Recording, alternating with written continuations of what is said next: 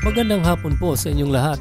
Narito na naman po tayo para sa update ng 2 PM draw ng PCSO Lottery para sa 2D Lotto at 3D Lotto.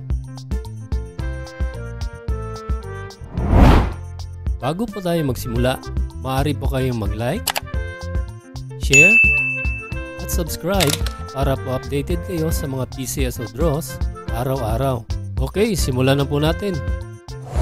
Para sa 2D Lotto, ito po ang mga winning combinations: 18 and 12 in exact order. Pwedeng manalo ng 4,000 pesos pag nag-match ang inyong mga numero in exact order.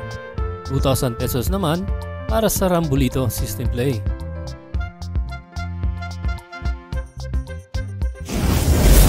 Para naman sa 3D Lotto, ito po ang mga numerong lumabas: 9, 5, and 2 in exact order. Pwedeng manalo ng 4,500 pesos pag nag-match ang inyong mga numero in exact order. 750 to 1,500 pesos naman para sa Rambolito System Play.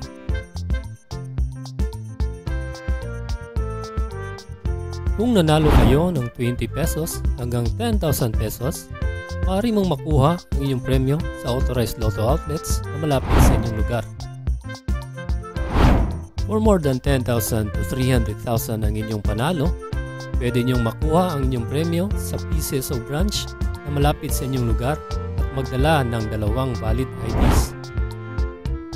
At kung ikaw naman ang maswerteng nakakuha ng jackpot, pwede mong makuha ang inyong premyo sa PCSO main office located at Shaw Boulevard, Mandaluyong City at dalhin ang winning ticket at magdala lang ng 2 valid IDs.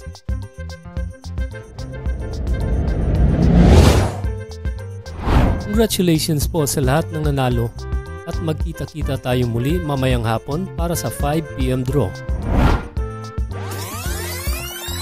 Maraming salamat po sa panunood.